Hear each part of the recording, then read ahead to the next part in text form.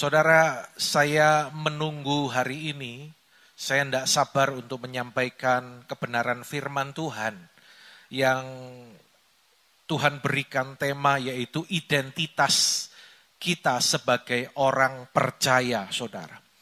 Nah, saudara yang dikasihi Tuhan, banyak orang berkata masa ini adalah masa yang sukar, ya. Berita di dunia ini, di belahan dunia ini, tidak peduli di negara mana, itu semakin hari semakin menakutkan, saudaraku. Namun ketika kita memperhatikan kepada apa yang dikatakan oleh firman Tuhan, kita mengerti bahwa ini adalah masa ujian, ini adalah masa pembersihan, ini adalah masa penampian, ini adalah masa pemurnian bagi orang percaya, bagi orang-orang yang ada di dunia ini supaya mereka mencari Tuhan. Yang mengerti katakan amin, saudaraku. Kemarin ketika saya berjumpa dengan seseorang, ketika saya beli onderdil, lalu ada yang berkata, Pak Andi, ini COVID ini kok bahaya banget ya masa seperti ini gimana ini Pak? Lalu saya menjawab seperti ini, saudara. Sebenarnya yang lebih membahayakan itu bukan virus COVID-nya, saudara. Tetapi yang lebih membahayakan itu adalah virus ketakutan yang ditebarkan oleh si jahat pada masa pandemi ini. Ketika orang terserang dengan virus ketakutan, maka kondisi hidupnya, kondisi tubuhnya itu akan menurun dan itu sangat berbahaya. Karena itu saudara yang dikasihi Tuhan, bagaimana agar kita mampu bertahan melewati semuanya ini? Yang mau bertahan lambaikan tangan saudara. Puji Tuhan, tepuk tangan bagi Allah kita, saudaraku. Ya, saudara, umat yang mengerti, umat yang tahu identitas dirinya, dia akan tegak berdiri pada masa-masa yang sulit. Sekali lagi, umat Tuhan yang tahu dan mengerti identitas dirinya, dia akan tetap tegak berdiri menghadapi masa-masa yang sukar. Kita akan melihat dalam Galatia pasal yang keempat, ayatnya yang keempat sampai ayat yang ketujuh. Demikian firman Tuhan. Tetapi setelah genap waktunya, maka Allah mengutus anaknya yang lahir dari seorang perempuan dan takluk kepada hukum Taurat. Sama-sama, 2-3. Ia diutus untuk menebus mereka yang takluk kepada hukum Taurat, supaya kita diterima menjadi anak. Dan karena kamu adalah anak, maka Allah telah menyuruh roh anaknya ke dalam hati kita yang berseru ya Aba, ya Bapa. Jadi kamu bukan lagi hamba, melainkan anak. Jikalau kamu anak, maka kamu juga adalah ahli-ahli waris oleh Allah. Saudara, sebutan Aba ya Bapa pada ayat yang ke-6 ini bukan sekedar berbicara tentang gender, yaitu orang tua laki-laki, saudara. Tetapi perhatikan baik-baik, Aba ya Bapa ini berbicara bahwa dia adalah Bapa sebagai sumber dalam kehidupan kita. Katakan sumber, saudaraku. Sumber. Bapa adalah sumber dalam kehidupan kita, saudara. Next, kita akan melihat sekarang, selama ini kekristenan itu hanya menekankan tentang penebusan. Ya, memang benar, Yesus sudah mati di kayu salib dan dibangkitkan untuk menebus dosa saudara dan saya. Yang percaya katakan amin, saudaraku. Tetapi saudara, hari ini saya mau katakan bahwa penebusan itu bukan tujuan akhir. Pada ayat yang kelima dikatakan bahwa Ia diutus untuk menebus mereka supaya kita diterima menjadi anak. Berikan tanda kepada ayat ini, saudara, untuk Anda pelajari lebih jauh. Ya, jadi penebusan itu bukan tujuan akhir, tetapi menjadi anak itulah tujuan akhirnya, saudara. Menjadi anak. Dan ketika kita menjadi anak, maka roh anaknya itu, next, diberikan dalam kehidupan kita. Ayat yang ke-6, perhatikan, saya akan bacakan. Dan karena kamu adalah anak, maka Allah telah menyuruh roh anaknya ke dalam hati kita. Perhatikan ini baik-baik saudara. Ya, disuruh untuk tinggal dan diam dalam hati kita. Yang berseru, ya Aba, ya Bapa. Rohnya menuntun kita, mengajar kita. Rohnya menjadikan kita anak. Ya, saudara, kalau saya bertanya, apakah tujuan hidup saudara? Mungkin ada beragam jawaban ya, saudaraku ya. Kalau tujuan kita ditanya cuman, aku mau jadi orang yang berhasil, ya. Aku mau jadi orang yang sukses. Aku mau jadi orang yang kaya. Sama dong dengan orang dunia. Betul tidak saudara? Kalau hanya sekedar itu salah saudaraku. Perhatikan apa yang dituliskan dalam Roma 8 ayat 28. Kita sering dengar ayat ini kan. Kita tahu sekarang bahwa Allah turut bekerja dalam segala sesuatu untuk mendatangkan apa saudara? Kebaikan bagi barang siapa yang mengasihi dia. Yaitu mereka yang terpanggil sesuai dengan rencana Allah. Saudara, banyak orang Kristen senang sama ayat ini. Jangan-jangan Anda juga senang dan sering pakai ayat ini saudara. Tetapi ayat yang ke-28, perhatikan baik-baik saudara. Tidak berdiri sendiri. Ada ayat yang ke-29 yang berkata demikian. Ayo Anda yang bisa melihat dengan jelas baca sama-sama. 2, 3. Sebab semua orang yang dipilihnya dari semula, mereka juga ditentukannya dari semula untuk menjadi serupa dengan gambaran anaknya. Supaya anaknya itu menjadi yang sulung di antara banyak saudara. Saudara, sebagai seorang hamba Tuhan, sebagai seorang gembala sidang, kalau saya berbincang-bincang dengan jemaat, dengan orang-orang, lalu ada yang berkata, bersaksi, bahwa puji Tuhan Pak, saya sudah berhasil lakukan ini, ya, saya sudah sekarang ada tambah kegiatan usaha yang baru. Sekarang saya sudah berhasil mendapatkan prestasi ini dan sebagainya. Saya semakin diberkati. Saya semakin hari semakin dilimpahi Tuhan. Saudara, saya sih senang saja. Tetapi dengar, saya belum puas saudaraku. Karena bagi saya, sesuai dengan firman Tuhan katakan, tujuan hidup kita adalah menjadi serupa dengan Yesus Kristus. Katakan sama-sama, menjadi serupa dengan, belum semua. Kalau yang belum nanti sendirilah ya ngomong di depan ya. 2, 3, menjadi serupa dengan Yesus. Lebih keras lagi, 2, 3, menjadi serupa dengan Yesus. Tepuk tangan bagi Allah kita, saudara. Saudara, bukan gak boleh sukses, ya, bukan gak boleh kaya, bukan gak boleh berhasil. Tetapi Alkitab mengajarkan kepada kita, itu bukan tujuan utama hidup kita. Tujuan hidup orang percaya adalah menjadi serupa dengan Yesus. Saudara, saya akan masuk kepada poin next. Apa yang firman Tuhan katakan tentang identitas kita? Hal yang pertama saudara, Anda boleh catat dari ayat yang saya cantumkan di bawah. Yang pertama adalah Bapa menerima kita sebagai anak.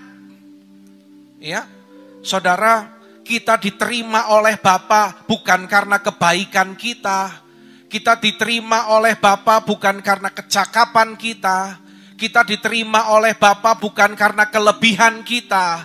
Kita diterima bukan karena saudara hebat, bukan karena kita punya pencapaian-pencapaian, bukan karena kita ini kaya, tetapi kita diterima oleh Bapa karena penebusan Kristus atas kehidupan kita. Dan ia menaruh roh anaknya dalam kehidupan kita. Saudara, persoalannya yang terjadi itu sekarang gini, saudara. Banyak orang percaya, ya, banyak orang Kristen yang tidak hidup oleh roh anaknya. Anda masih bersama-sama saya sampai saat ini, ya. Banyak orang Kristen yang tidak hidup oleh roh anaknya. Berarti kalau tidak dengan roh anaknya, berarti dengan spirit yang lain dong. Ya. Kalau bukan mental anak, berarti dia hidup dengan mental budak. Dia hidup dengan mental anak yatim, saudara. Coba cek diri kita. Perbedaannya apa, Pak? Kalau anak, dia punya orang tua. Tapi kalau yatim, tidak punya orang tua. Tidak punya bapak, saudaraku. Saudara, mentalitas yatim ini akan membuat hidup kita mengalami krisis identitas. Ya, ketiadaan figur bapak. Nggak ada figur. Tidak berjalan dengan roh anak. Hidup dengan rasa tidak aman, insecure. Ya, apa-apa takut. Apa-apa bingung. Insecure. Hidupnya itu nggak aman, nggak tenang, saudaraku. Alami penolakan dan berakhir dengan ketakutan. Dan akibat yang sangat menonjol di sini adalah orang tersebut butuh pengakuan, ya, dia butuh penerimaan, dia perlu diakui. Saudara, saya catat ada dua hal ketika kita mengerti identitas kita. Yang pertama, dengar baik-baik, kita itu tidak butuh pengakuan orang. Amin, saudaraku. Amin. Kalau kita mengerti identitas kita sebagai anak Bapa, kita tidak butuh pengakuan dari manusia. Kenapa? Karena kita sudah diterima oleh Bapa. Saudara, ini adalah penerimaan yang sejati. Ya. Kalau orang masih butuh pengakuan, berarti dia belum punya identitas yang jelas. Saudara, kita melihat hari-hari ini di dunia kita ini, saudara, banyak orang yang senangnya kalau diangkat-angkat, saudara. Kalau dia diangkat-angkat, pride-nya, ya, pride itu kebanggaan dirinya itu naik, ya. Banyak orang yang suka dijilat-jilat, karena itu masa-masa akhir ini muncul banyak penjilat-penjilat, saudaraku. Saudara, Tuhan kita pun dia nggak gila hormat, dia nggak gila penyembahan. Apa buktinya? Dalam Yohanes pasal yang keempat ayat 23, Tuhan itu nggak cari penyembahan kita loh. Tetapi Tuhan itu cari penyembah-penyembah yang menyembah Bapa dalam roh dan kebenaran. Ya, coba cek diri saudara. Apakah hari-hari ini engkau masih butuh pengakuan dari orang yang membuat engkau tenang, yang membuat engkau merasa berharga? Hal yang kedua, jika kita mengerti identitas kita, maka kita akan menjadi pribadi yang tangguh dalam kehidupan. Yang mau jadi pribadi yang tangguh, katakan amin. Ya, Anda tangguh, enggak loyo gitu loh, saudara.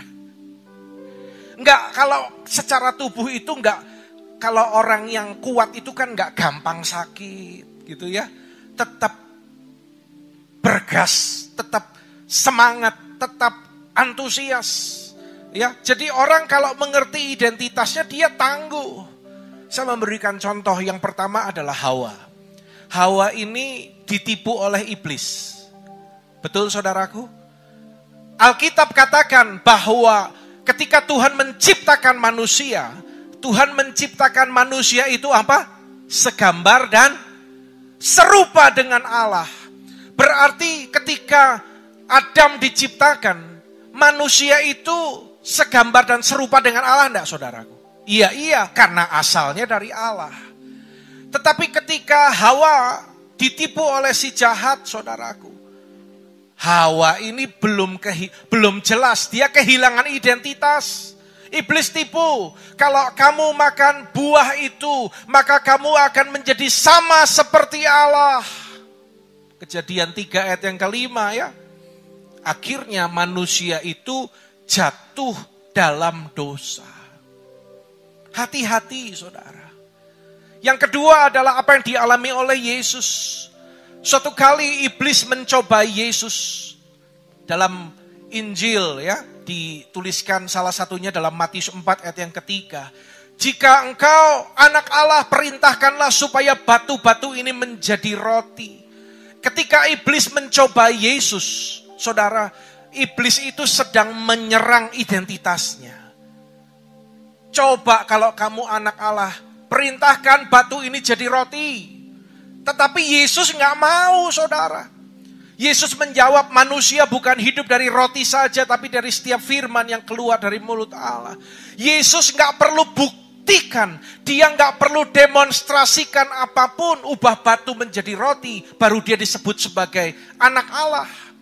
Ya, Yesus nggak mau show off, saudaraku. Karena apa? Karena Yesus sudah mengerti dengan jelas identitas dirinya. Saudara dengar hal ini, perhatikan ini baik-baik yang saya katakan.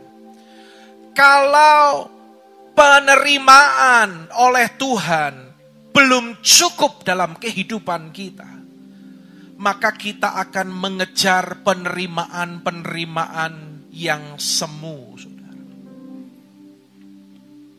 Berapa banyak orang bekerja, berusaha mati-matian dalam kehidupannya untuk mencapai satu grade atau level tertentu supaya dia dapat pengakuan. Dan kalau dia diakui, rasanya itu segala-galanya, saudaraku. Jangan kejar prestasi, jangan kejar kekayaan hanya untuk sebuah pengakuan. Ya, sebagai anak-anak Tuhan, dengar baik-baik, umat yang dikasihi Tuhan, jangan kejar prestasi, jangan kejar kekayaan hanya untuk sebuah pengakuan. Penerimaan yang sejati sudah kita terima ketika Yesus disalibkan untuk menebus dosa kita, dibangkitkan dan menjadikan kita anak-anak Bapa. Katakan amin. Tepuk tangan bagi Bapa kita, saudaraku. Ya. Hal yang kedua, identitas kita. Kalau kita menjadi anak, maka anak itu adalah ahli waris. Ada ayat yang ke-7. Kamu bukan lagi hamba, melainkan anak. Jikalau kamu anak, maka kamu juga adalah ahli-ahli waris oleh Allah. Sekarang semuanya taruh tangan di dada kita dan bilang gini, saya adalah ahli waris Allah. Amin, saudaraku. Saudara itu anak-anak Bapa dan engkau menjadi ahli waris. Kalau ahli waris, maka dia nggak khawatir, saudara. Tetapi kalau yatim piatu, selalu hidup dikit-dikit khawatir, dikit-dikit takut, dikit-dikit panik. Kalau anak, nggak gitu, saudara. Ya. Jadi jangan gampang terbawa oleh keadaan dan situasi. Saudara perhatikan, berapa banyak anak-anak Tuhan, ya, langsung galau ketika ada masalah. Jangan galau dengan masalahnya. Kita berdoa, minta tuntunan Tuhan, supaya kita mengerti ini akarnya dari mana. Saudara, beberapa kali, sekitar 2-3 kali itu, HP saya ya masih termasuk, belum lama ya. Belum sampai 4 tahun, 3 tahun gitu ya belum, masih 2 tahun. Berarti kan masih sehat harusnya, karena saya belinya juga speknya yang agak tinggi. Jadi cukup memorinya. Lah 2 kali itu gini, gambarnya itu bisa goyang-goyang sendiri screen-nya. Nggak tahu Anda pernah nggak HP-mu kayak gitu. Nggak dipencet loh. Goyang-goyang, ganti. Waduh, iki HP-ne nopo gitu ya saudaraku ya. Lah gambarannya gini, kalau orang panik karena masalah, begitu masalah datang itu langsung, waduh, langsung pikirannya keluar yang negatif-negatif. Ini kenapa ya HP? Apalagi kalau lagi butuh telepon, butuh WA orang, butuh cepet, ini nggak berhenti-berhenti, di reset nggak bisa, karena layarnya goyang terus. Ditungguin nanti berapa detik, hampir 1 menit baru anteng. Lah begitu anteng baru bisa di reset. Saya cari tahu kenapa, browsing, kenapa kok layar Xiaomi error, lalu ada keterangan. Pada tipe yang saya gunakan itu sering terjadi itu namanya ghost touch. Ya, jadi kayak dipegang, disentuh padahal nggak ada yang nyentuh. Nah rupanya ada fitur di HP saya, itu screen capture itu nggak perlu pencet pinggir atau apa, cukup pencet dengan beberapa jari di layar, lah itu akan cekrek gitu. Nah saya nggak tahu kan, jadi ketika HP kesentuh gitu langsung. Jadi dikasih tahu caranya, masuk ke sini, terus settingannya dirubah, dimatiin. Oh, aman. Ngerti saudaraku? Ya, dalam hidup kita pun ya jadi jangan apa-apa bingung gitu loh. Kita sering nyanyi gini toh saudara. Hidupku dalam tanganmu, oh Yesus. Sama-sama. Setiap langkah kau tetapkan bagiku. Kita bilang loh, hidupku dalam tanganmu, oh Yesus loh saudara. Kalau hidup kita dalam tangannya Tuhan, saudara jangan apa-apa takut. Itu mental yatim. Kalau anak, dia tahu dia ahli waris. Dia nggak akan takut, dia nggak akan khawatir, saudara. Meski kita nggak berlebihan mungkin dalam hal keuangan, tetapi kita belajar untuk memberi, belajar untuk berkorban, belajar untuk berbagi dengan orang-orang di sekitar kita. Kita bisa lakukan itu karena kita tahu Bapa dia sumber kehidupanku. Aku adalah ahli waris. Ya, saudara, kalau anak Tuhan sadar identitasnya sebagai ahli waris, dia nggak akan jadi orang yang kikir, saudara. Apa yang tertulis dalam Injil, dalam Kisah Para Rasul, khususnya tentang kehidupan jemaat mula-mula, mereka saling berbagi, mereka saling memperhatikan, itu akan terjadi hari-hari ini. Orang tidak lagi sibuk dengan keperluannya sendiri, tetapi membuka mata dan telinga untuk melihat orang-orang yang memang perlu ditopang, perlu dibantu. Kalau kita sadar, aku adalah anak, aku adalah ahli waris. Ya. Saudara, kita pun gak gila pengakuan. Karena itu kalau kita melayani juga, saudaraku, jangan jadi orang yang gila pengakuan. Sedikit-sedikit tersinggung. Itu gila pengakuan itu namanya. Ya, kita adalah ahli waris. Yang ketiga, yang terakhir, baca sama-sama dengan suara keras. 2, 3. Anak hidup dalam didikan. Saudara, kalau kita menjadi anak Bapa, dia memberikan roh anaknya dalam hidup kita, dan kita tahu kita adalah ahli waris, dan sebagai anak Bapa, dengar, kita hidup dalam didikan. Lihat ayat ini. Ya.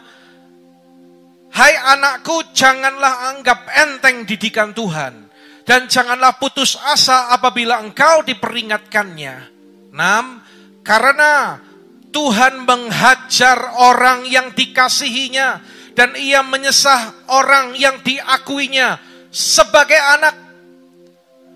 Saudara, mentalitas yatim itu nggak suka didisiplin, ya, nggak rela kalau dididik, didisiplin, saudara. Tetapi kalau anak yang disebut anak, dia itu nggak akan pernah bebas dari yang namanya didikan, dari yang namanya disiplin. Yang mengerti sampai di sini katakan amin, saudaraku. Itulah yang sedang dilakukan Bapa dalam kehidupan kita. Karena itu Bapa mendidik saudara dan saya sebagai anak-anaknya. Ya, kita di tempat ini karena kita anak. Bapa sedang mendidik kita. Saudara, saya menemukan dari kata disciple, ya. Kalau ditelusuri dari bahasa Yunaninya itu ditemukan kata matetes yang berarti anak didik atau murid dari seorang guru. Ya. Saudara, dididik atau disiplin, saudaraku, seperti apa yang Yesus dulu praktekkan kepada murid-muridnya. Tetapi kalau zaman sekarang, orang itu nggak suka jadi murid, senangnya cuma jadi anggota gereja. Murid itu disciple, pemuritan itu discipleship, anggota itu member, jadi anggota gereja itu membership, saudaraku. Ya karena dimuridkan itu ndak enak, saudara. Ya. Tapi kita tahu bahwa yang disebut anak seharusnya dia hidup dalam didikan, dalam disiplin. Apa yang Alkitab katakan? Ketika seseorang tidak mau dididik, tidak mau diajar, perhatikan bagian ini. Ya. Kalau nggak mau hidup dalam didikan, maka Alkitab berkata dia adalah anak-anak gampang. Saudara perhatikan ini supaya nggak kehilangan strong point-nya ya. Kalau anak Tuhan nggak mau dididik, maka disebut anak-anak gampang. Ayat 7 dan ayat 8, Anda boleh mengikuti. Jika kamu harus menanggung ganjaran, Allah memperlakukan kamu seperti apa? Anak. Lebih keras ya.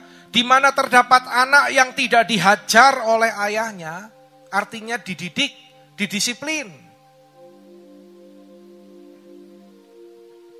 Tetapi jikalau kamu bebas dari ganjaran yang harus diderita setiap orang, perhatikan, maka kamu bukanlah anak, tetapi anak-anak gampang. Saya nggak puas, tak cari dalam terjemahan yang lain. Ternyata anak-anak gampang itu anak-anak yang tidak sah. Saudara tahu, kalau dalam hubungan keluarga, hubungan suami istri dalam keluarga, kalau disebut anak tidak sah itu adalah anak yang tidak punya bapak, anak haram.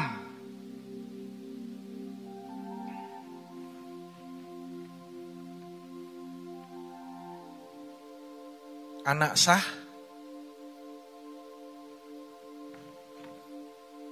anak sah bukan? Anak sah? Anak sah dari Bapak bukan? Ada di sini yang anak tidak sah?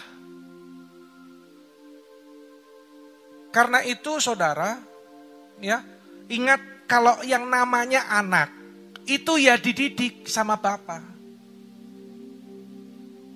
Ini yang dikatakan oleh Alkitab. Tuhan sebagai Bapa dan kita anak. Maka Bapa akan mendisiplin kehidupan kita. Melalui apa? Melalui pemuridan. Discipleship. Saudara, di gereja kita, meskipun belum kembali seperti dulu, tetapi kegiatan sudah mulai terus bertambah. Ada kul, ya. Dengar baik-baik ya. Saya kasih reminder sekalian.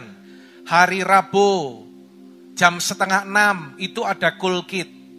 Dan hari Rabu jam 7 malamnya ada kul gathering atau kul gabungan via Zoom. Saya minta gembala kul tolong koordinir anak-anak kulnya. Ya, yang sudah bisa kumpul ikut sama-sama seperti kul apa itu? Kul agape enggak apa-apa. Tapi kalau yang dari rumah masing-masing pakai Zoom enggak apa-apa. Tapi didik anak-anak kul kita, saudara. Ya, di gereja kita juga ada yang namanya sekarang doa pagi atau morning call, seminggu 2 kali. Ya, kalau bagi para pemimpin, nih leader-leader ini, gembala kul, ya, pengurus, itu ada yang namanya leaders prayer atau doa pemimpin. Saudara, semuanya itu termasuk hari ini ketika Anda mendengar firman dan Anda meresponi, di-sharingkan di kul, itu adalah tahapan-tahapan atau prinsip-prinsip pemuridan, saudara. Ya mungkin Anda belum tentu menemukan hal-hal yang seperti ini di tempat-tempat yang lain. Tidak semua maksud saya. Tetapi kalau Anda mengerti poin yang hari ini disampaikan, saudaraku, itu adalah tangan Tuhan untuk mendidik kita. Di ruangan ini dan yang di rumah-rumah, kalau ada yang belum tergabung di kul, ikut kul. Kalau Anda mau disebut sebagai anak yang sah. Kalau tidak, Anda itu anak tidak sah, saudaraku. Saudara, orang yang dididik lewat jalur pemuridan, itu akan menghasilkan pribadi-pribadi yang radikal. Kita kan sekarang lagi ngikuti berita toh, yang menjadi trending topik sekarang apa? Ya, rame toh, ada gerakan-gerakan radikal, gerakan separatis, ya. Salah satunya yang dikomandoi oleh Ali Kalora itu, yang kemarin berbuat masalah di Sigi. Saudara, mereka itu orang-orang yang ada dalam pemuridan.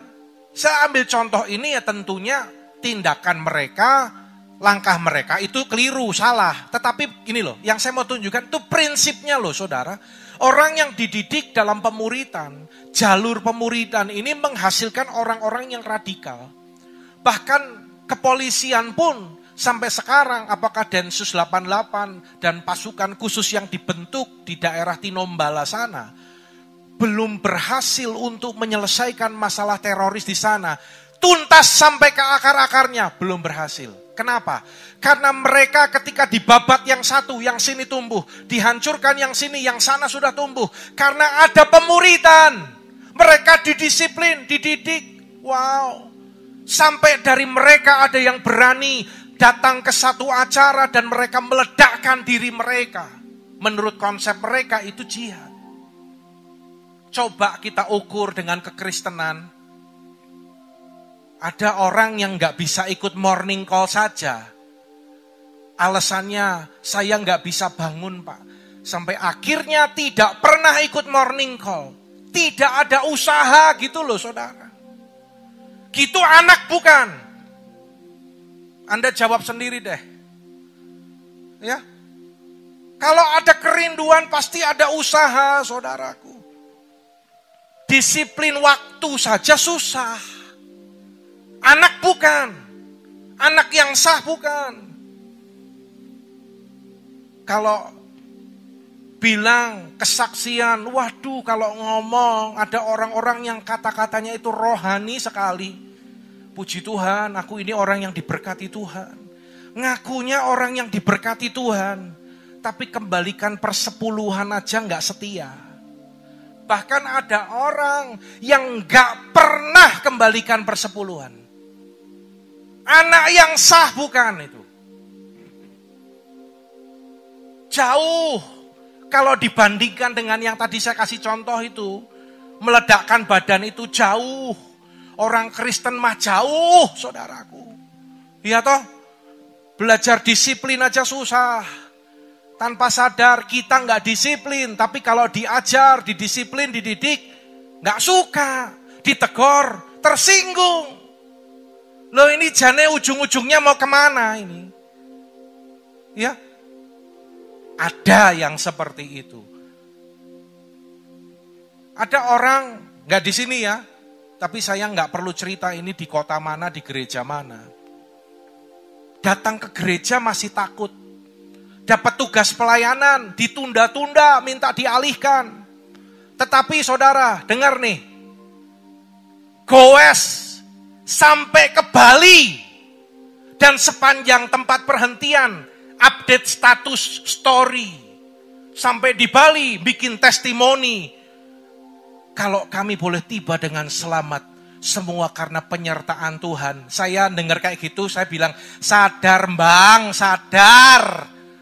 Penyertaan Tuhan apa? Kecuali kalau kamu KKR, orang banyak bertobat, engkau disertai Tuhan. Lawang ke gereja, kebaktiannya wedi, goes sampai Bali berani. Semua karena penyertaan Tuhan. Angel, wis angel koyo ngene iki wis angel. Mudeng saudaraku. Ngerti toh maksud saya toh? Itu anak atau bukan saudaraku? Nggak cocok gitu loh. Ya toh? Jadi pengertiannya gimana itu nggak mudeng. Hari-hari ini banyak yang jadi bundet, jadi ruwet saudaraku. Anda pernah dengar yang namanya orang-orang saksi Yehova? Ya, memang mereka tidak sama dengan Kristen. Ajaran-ajaran mereka juga tidak sesuai dengan Alkitab yang kita percayai. Ya. Tapi saya mau kasih contoh, mereka itu pemuritan loh saudara. Mereka itu disiplin. Mereka itu radikal enggak? Berdua-dua. Datang ke perumahan. Tek, nggak kenal, berani tek. Apakah orang Kristen atau non Kristen, diketoki satu-satu. Dan ketika orang Kristen yang buka pintu lalu tahu saksi Yehova dari penampilan, langsung bilang gini, maaf, saya nggak bisa terima Anda. Ditolak hari ini, bisa besok atau lusa minggu depan, datang lagi. Tersinggung enggak? Enggak tersinggung. Coba kalau orang Kristen. Ini jadi perhatian, jadi pelajaran kita baik-baik saudara. Orang Kristen itu banyak yang datang dan pergi sesuka hatimu. Ya. Saudara, ayo kita ini anak sah atau anak haram. Anak yang sah, hidup dalam didikan. Kalau ada yang bilang, udahlah Pak, tolonglah, saya nggak bisa, saya nggak mau. Saya nggak bisa Pak, saya nggak bisa ini, nggak bisa ini. Sekarang saya akan tanya gini, berarti gimana? Kalau dia sudah nggak bisa, ngomong nggak bisa, berarti dia sudah tidak mau hidup dalam didikan. Itu aja. Nanti kalau nggak kayak gini terus, nanti saya keluar loh Pak. Loh, kalau memang mau keluar, ya itu keputusanmu. Ya, biarkan saya memperhatikan orang-orang yang mau dididik, yang mau dimuridkan. Jangan sampai anggota gereja sekian ratus yang masuk sorga cuman sepertiga.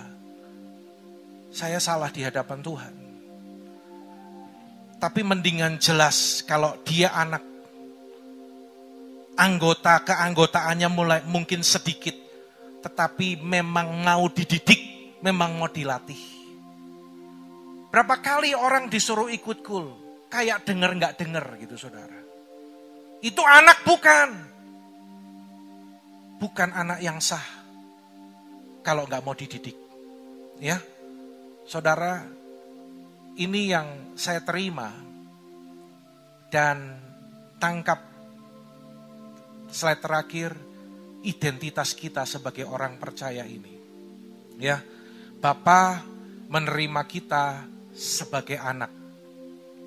Dan ketika engkau anak, engkau adalah ahli waris. Dan seorang anak hidup dalam didikan.